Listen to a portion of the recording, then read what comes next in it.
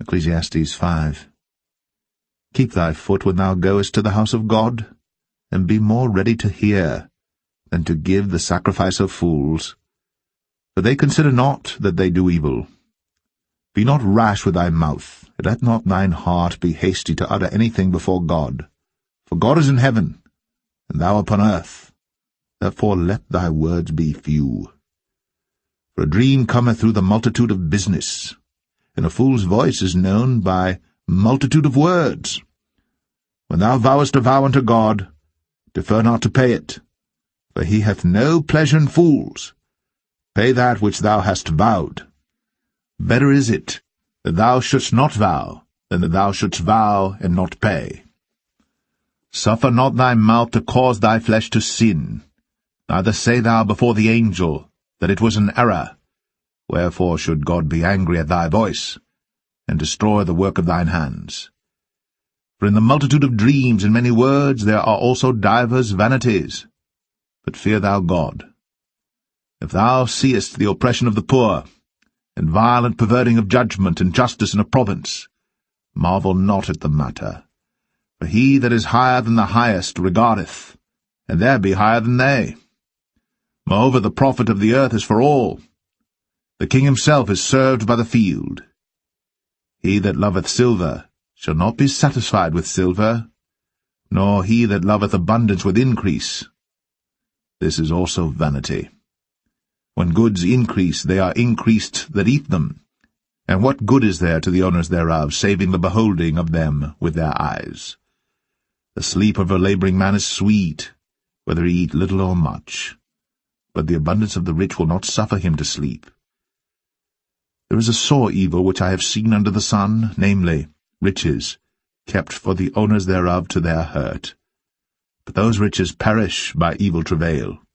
And he begetteth a son, and there is nothing in his hand. As he came forth of his mother's womb, naked shall he return to go as he came, and shall take nothing of his labour, which he may carry away in his hand. And this also is a sore evil, that in all points as he came, so shall he go. And what profit hath he that hath laboured for the wind? All his days also he eateth in darkness, and he hath much sorrow and wrath with his sickness. Behold that which I have seen. It is good and comely for one to eat and to drink, and to enjoy the good of all his labour that he taketh under the sun all the days of his life which God giveth him, for it is his portion.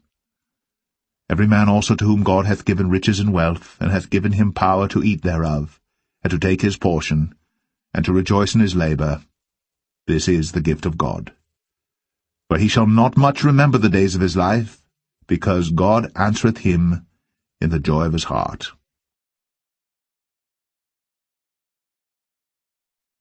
Ecclesiastes 6.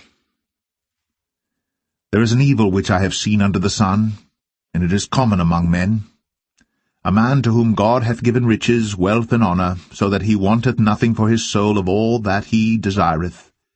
Yet God giveth him not power to eat thereof, but a stranger eateth it. This is vanity, and it is an evil disease.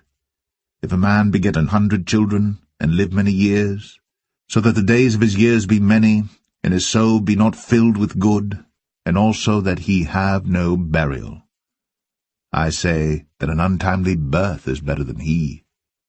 For he cometh in with vanity, and departeth in darkness, and his name shall be covered with darkness.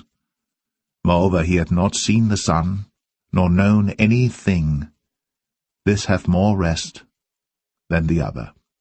Yea, though he live 1,000 years twice told, yet hath he seen no good. Do not all go to one place. All the labour of man is for his mouth, and yet the appetite is not filled. For what hath the wise more than the fool? What hath the poor, that knoweth to walk before the living? Better is the sight of the eyes than the wandering of the desire. This is also vanity, and vexation of spirit. That which hath been is named already, and it is known that it is man. Neither may he contend with him that is mightier than he. Seeing there be many things that increase vanity, what is man the better?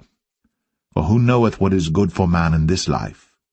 All the days of his vain life which he spendeth as a shadow. For who can tell a man what shall be after him under the sun?